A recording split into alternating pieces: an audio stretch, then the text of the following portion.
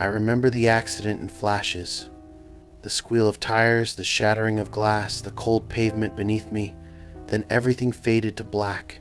When I came to, I was in a hospital bed, machines beeping softly around me, the room dimly lit. My body ached all over, and I could barely move. The doctors told me I was lucky to be alive. The injuries were bad, but I'd make it. They said I drifted in and out for days, slipping from consciousness to darkness and back again. They had no idea how close I'd come to the edge, but I knew. I had felt it. The strange part was what happened during those blackouts. I didn't dream, not like normal dreams. Instead, I was aware, floating somewhere between here and somewhere else. It was like standing on a thin line between life and whatever lay beyond. I couldn't move, couldn't speak, but I could hear things. I heard voices, some familiar, some I'd never heard before, and it felt like they were all around me. One time I heard my family. They were in another room, talking to a doctor. My mom was crying, and my dad was asking if I was going to be okay. I tried to reach out to let them know I was there, but I couldn't. I was trapped in the darkness, just listening. The doctor said I'd suffered severe trauma, that it was a miracle I had survived. I heard every word. But when I woke up, the doctor said my family had left hours ago. There was no way I could have known about that conversation. No way I could have heard them. They hadn't been anywhere near my room. As the days passed, the line between my waking moments and the darkness blurred. I would slip into that state without warning, drifting out of consciousness, feeling myself pulled deeper. Each time I could hear voices, snippets of conversations happening far away, things I couldn't possibly know, and each time I was powerless to do anything but listen. One night I heard two doctors talking. I didn't recognize their voices. They were discussing a patient, someone they said was on their last chance. One of them mentioned something about how they would need to try again, and there was a weird edge to their voices. The other one muttered something about keeping this quiet and how no one can know. I couldn't understand what it meant, but it left me with a feeling of dread, like something was terribly wrong. When I woke up, I couldn't shake the conversation. I told one of the nurses about it, describing what I had heard, the names they had mentioned. She looked at me like I was crazy. She said no doctors had been talking outside my room. She told me it was just a dream, that the medications I was on could make things feel real. But it felt too real. I heard them again a few nights later. The same doctors, talking in low voices. They sounded agitated. One of them said something about a mistake and how they would deal with it. The other doctor sounded afraid, saying they had already taken a big risk. I lay there paralyzed, my mind racing, wondering what they were talking about. When I told the nurse again, she just smiled and reassured me it was nothing to worry about. She didn't believe me. She couldn't understand. I was hearing things I shouldn't know about. Every time I slipped into that darkness, I heard more. Pieces of a story I couldn't piece together. The last time it happened, it was different. I was drifting out, that familiar darkness pulling me under, but this time I saw something. It was hazy at first, like I was looking through thick fog, but slowly it cleared. I saw a man, one of the doctors I had heard talking. He was standing over me, his face tense, watching me closely. He leaned down and whispered, "I hope you don't remember this." Then everything went black. When I woke up, the doctor wasn't there, but his face lingered in my mind. I knew I hadn't imagined it. His voice, those words, they felt too real. I was discharged a few days later, but even now I can't shake what I heard, what I saw in those dark moments. It's like I was meant to hear it, to know that some secrets aren't meant for the living. There was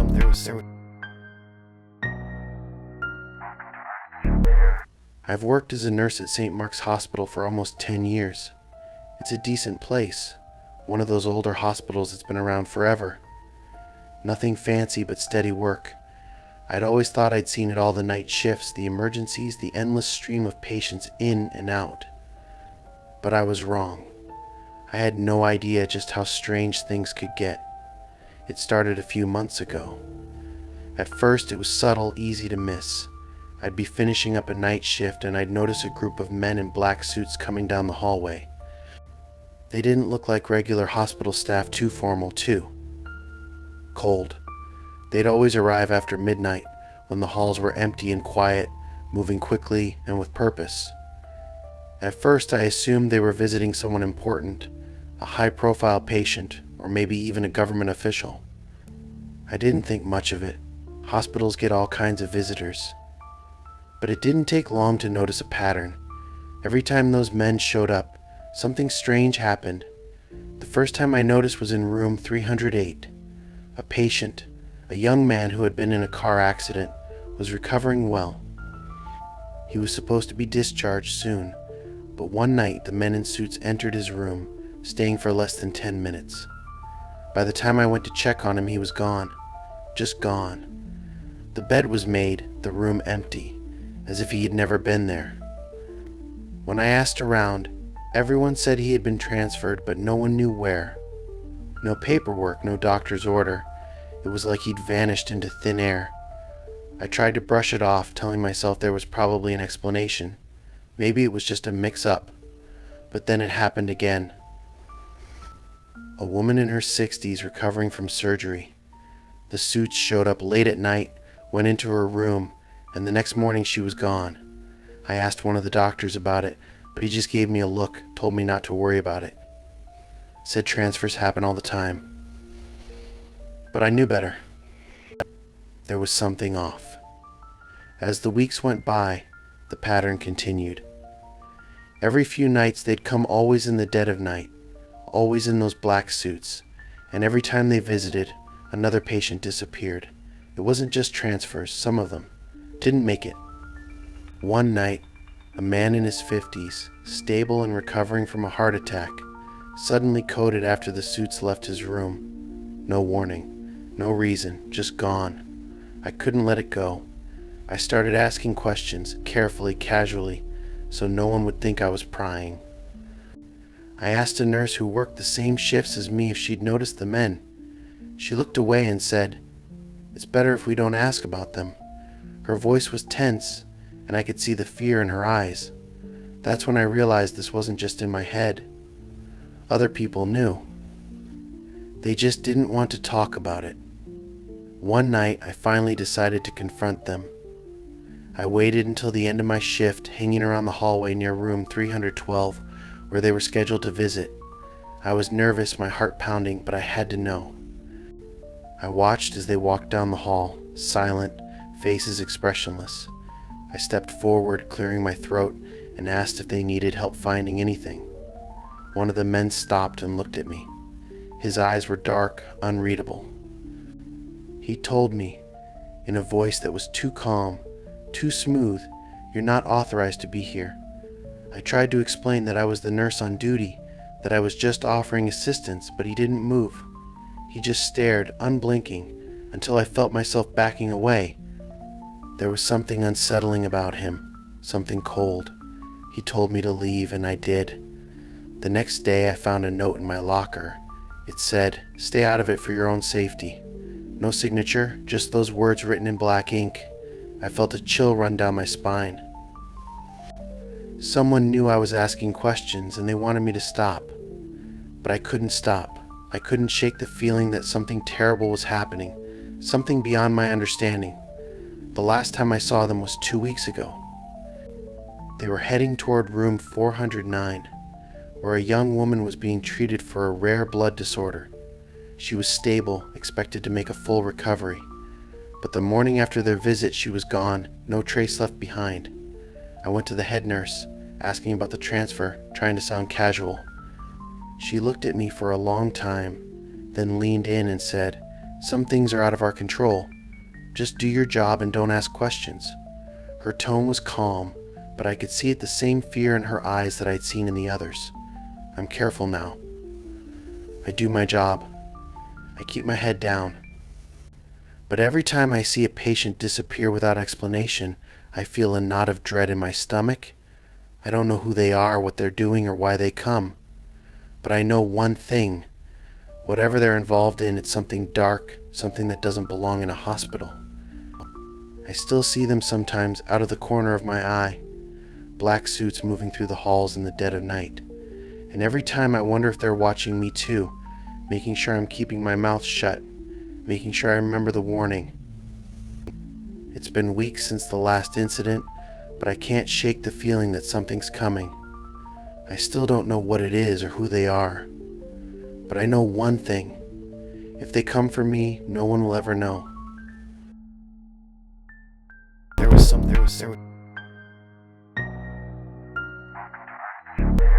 Hospitals have always made me uncomfortable.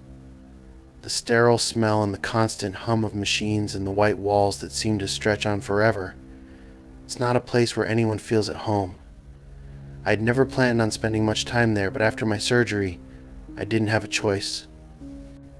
They kept me there for recovery in a small, dimly lit room tucked into the far end of a hallway. The doctors said I'd be out in a week if everything went smoothly. My family visited during the day, and by evening it was just me in the quiet of the hospital. I'd lie there listening to the distant sounds of machines and the occasional soft footsteps of a passing nurse. It was the second night around 2 in the morning when I met Mrs. Holloway. I had drifted in and out of sleep all night, and at some point I opened my eyes to find a small elderly woman sitting in the chair next to my bed. She looked as though she had simply appeared there, her thin hands folded neatly in her lap. She smiled warmly at me and said she hoped she hadn't startled me. She told me her name was Mrs. Holloway. She said she was in the room next to mine and couldn't sleep, so she thought she'd come by to say hello. I didn't know what to say at first. No one had mentioned other patients in nearby rooms, but I figured she was just lonely. So I smiled and said hello back. We ended up talking for over an hour. She was easy to talk to, with a calm, gentle voice that reminded me of my grandmother. She told me about her family and her grandkids and how she'd lived in the same house for 50 years. It was strange, really. She felt so familiar, like I'd known her for years. By the time she finally stood to leave, I was feeling more at ease than I had since the surgery. The next morning, I asked one of the nurses about Mrs. Holloway. The nurse looked confused and said she wasn't sure who I was talking about. She mentioned that most of the rooms near mine were empty. When I pressed further, she shrugged and said maybe it was someone who had just been discharged. It seemed strange, but I let it go. That night, though, Mrs. Holloway was back. She appeared just like before, quiet as a whisper, sitting by my bed. She asked how I was feeling, and we slipped into another easy conversation.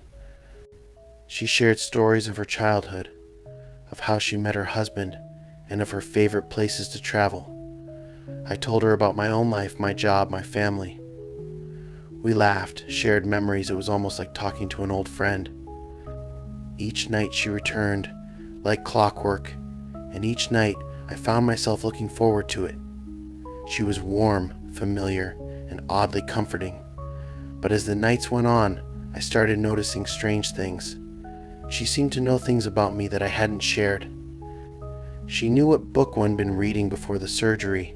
She even mentioned the names of my family members, though I hadn't told her anything about them. The final night, I finally worked up the courage to ask her how she knew so much about me. She smiled softly, her eyes far away, and said, "When you've been here as long as I have, you get to know people in ways they don't understand." I didn't know what to make of it, but before I could ask anything else, she stood up, placed a gentle hand on my shoulder, and said goodnight. Her touch was ice cold, colder than I thought a person's hand could be. The next morning I asked the nurse again about Mrs. Holloway, but she insisted there was no one by that name on the floor. She told me I must have been dreaming or imagining things. Maybe the medication had made me see things. But I knew I hadn't imagined it. Mrs. Holloway had been there every night, as real as any of the nurses. That day I couldn't stop thinking about her, so I asked a different nurse. She looked at me with this strange expression and asked if I was sure of the name. I nodded and told her I was certain. After a long pause, she told me Mrs. Holloway had been a patient in this hospital. She had died years ago, right in the room next to mine. I felt a chill run down my spine. All those late-night conversations, all the warmth and familiarity, it had been with someone who wasn't supposed to be here. That night, I stayed awake for hours, waiting to see if she would come back, but she didn't. I never saw Mrs. Holloway again. The last day before I was discharged, I found a note left on the chair by my bed. It was written on a hospital napkin in that same neat handwriting I'd seen Mrs. Holloway used when she had jotted down her address for me once. The note said, "Thank you for listening. I'm finally at peace."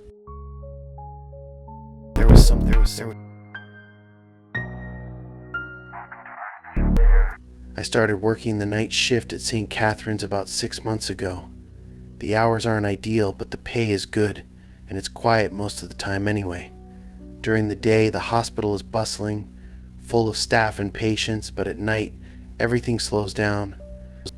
The lights are dimmed, the hallways are mostly empty, and there's this silence that settles over the place.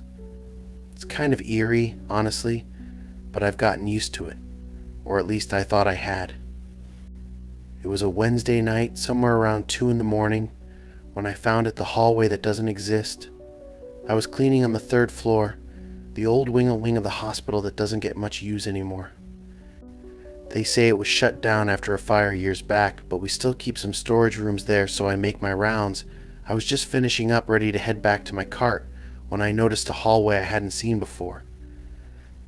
It was narrow, barely wide enough for a stretcher, with walls that looked older than the rest of the floor. The lights were dimmer too, casting a weird yellow glow. I must have passed this spot 100 times, but I'd never noticed this hallway.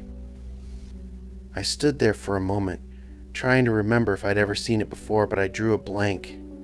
Curiosity got the better of me, so I started walking down the hallway. It seemed to stretch on forever, longer than it should have been for this wing. The silence was different here, thicker somehow, pressing in on me as I walked. There was a strange smell too, like old wood and something metallic. I came to a door, slightly ajar, and peeked inside. It was a patient's room, but not like any I'd seen in the hospital. The bed was old, rusted, with peeling paint. The walls were yellowed, and the air was stale, and in the bed there was a figure, a man lying still, his face turned toward the wall. I took a step inside, my heart racing, and whispered, "Are you okay?" But he didn't move. His skin looked pale, almost gray. I felt a chill run down my spine, and I backed out of the room quickly, suddenly feeling like I'd stepped into something I wasn't supposed to see. I hurried back down the hallway, but as I turned the corner I saw more doors, each one slightly open, each leading to rooms like the first. I tried to ignore the nagging feeling pulling me closer, but I couldn't help myself. I opened another door. Inside there was a woman sitting up in bed, staring straight ahead. Her eyes were wide, unfocused, her mouth slightly open as if she was frozen mid-sentence. I wanted to speak to her, to ask if she was okay, but I couldn't get a word out. I just stood there, rooted to the spot, watching her as she sat completely still, barely even blinking. I stumbled back, heart pounding, and ran to the end of the hallway. But as I reached the last door, I saw something that made my blood run cold. In this room, the walls were covered in strange markings, symbols I didn't recognize, scrawled in what looked like dark red stains. In the center of the room, there was an old stretcher, and on it lay a figure covered with a sheet, perfectly still. The room felt cold, colder than any place I'd ever been, and I could see my breath in the air. I don't know why, but I felt drawn to that stretcher. I took a step forward, then another. As I got closer, I noticed something. The figure wasn't covered completely. I could see a hand sticking out from under the sheet, pale and bony, fingers twisted in a way that didn't look natural. I swallowed hard, feeling the fear prickling up my spine. Then the hand twitched. I bolted out of the room, sprinting down the hallway, my footsteps echoing in the silence. But when I reached the end of the hallway, it wasn't the 3rd floor anymore. I was somewhere else, somewhere darker. I could hear faint whispers like voices coming from the walls, words I couldn't make out. I tried to turn back, but the hallway seemed endless, stretching on and on. Finally, after what felt like an eternity, I turned a corner, and just like that I was back. I was standing in the third-floor corridor, my cart right where I'd left it, the familiar hum of the hospital machines filling the air. I looked back, expecting to see that hallway, but it was gone. Just a blank wall, like it had never been there at all. I told myself it was a dream, that I was just tired, that I'd imagined it, but despite everything I told myself, it all felt too real. I knew that I had experienced something very real. I did my best to stay away from the third floor from that point on. Whenever I couldn't avoid it, I'd do my work as fast as I could, doing my best not to look in the direction of where that hallway was. Over time, I was able to calm down, and I'm not as afraid of that floor anymore. But sometimes I'll hear the whispers in that area, and all the fear will come racing back. A few times I swear that I even saw the hallway again, but I've never dared to go back in. Every now and again I'll hear chatter among the staff about the phantom hall on the third floor. Some people think it's a total joke made up for fun, and then there are others where I can hear the slight fear in their voices. The ones that know. I haven't shared my story with anyone until now. I'd prefer for it all to stay a local legend in the hospital, and a bad dream that I'll never return to.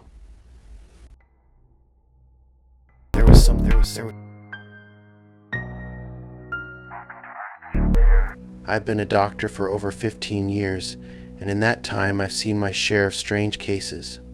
But nothing prepared me for the young woman in room 417. She was brought in after a car accident, barely hanging on. Somehow, against all odds, she survived.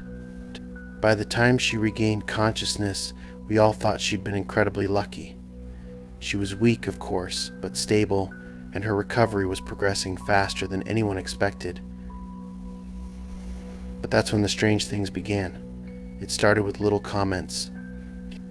The first time I noticed, I was making my usual rounds, checking her vitals. She looked up at me with these calm, clear eyes and said, "The man in room 312 isn't going to make it." I froze for a moment, but I brushed it off. I told myself she'd overheard something. Room 312 did have a critical patient, and it wasn't exactly a secret that he was in bad shape. But when I left her room, I felt a shiver I couldn't explain. The next day, her prediction came true. The man in room 312 passed in the early hours of the morning. It wasn't unexpected, but the fact that she had known somehow, she had known stayed with me. I couldn't shake the feeling that there was something more going on. Over the next few days, she continued to recover, but the comments didn't stop. One evening, as I was finishing my rounds, she looked at me with that same calm expression and said, "I know you're worried about the power outage. It'll happen soon, but it won't last long." I tried to laugh it off, but she didn't smile. She just watched me with those unsettlingly clear eyes. Later that night, just as she said, the lights flickered, and the hospital was plunged into darkness. It was only for a few minutes, but the timing was exact, down to the second. From that point on, her predictions became more specific, more disturbing. She'd mention names of patients I hadn't told her about. She'd predict things that happened in parts of the hospital she had no access to. Each time, she was right. One night, she told me that a nurse was going to collapse near the nurses' station. She said it so matter-of-factly, as if it were inevitable. I asked her how she could possibly know that, and she just looked at me and said, "I've seen things on the other side. I know things now." Sure enough, later that evening, a nurse passed out right in front of the station. They ran tests, but nothing was wrong with her. She was healthy, no reason for it. But it happened exactly as the patient had said it would. I couldn't deny it anymore. This wasn't some strange intuition or lucky guess. She knew things no one else could know, things I couldn't explain. I tried to talk to her, to understand where these predictions were coming from, but she was vague, almost like she didn't want to share too much. She just kept saying she had seen things during the accident, things she couldn't forget. One day, as I was preparing to leave her room, She looked at me with a seriousness I hadn't seen before. She told me they're coming. Not for me, for you. Her voice was low, almost a whisper, and it sent a chill through me that I couldn't shake. I asked her who they were, but she only smiled faintly and looked away. I thought about that comment all night, unable to sleep, feeling this gnawing unease that wouldn't go away. The next day I went to check on her, determined to get answers, but when I reached her room it was empty. The bed was made, her belongings were gone, like she had never been there. I asked the nurse on duty what happened, and she looked at me, confused, and said she'd been transferred. But when I checked the records, there was no transfer request, no paperwork, nothing. It was as if she'd vanished. I tried to let it go, to put it behind me, but her words stayed with me. They're coming. For you. Now, months later, I can't shake the feeling that I'm being watched, that something is just out of sight, waiting. I hear whispers in the quiet hallways, shadows flicker at the edge of my vision, and sometimes I swear I can feel her eyes on me. I don't know who or what is coming, but I know one thing. Whatever it is, it won't let me forget. There was something.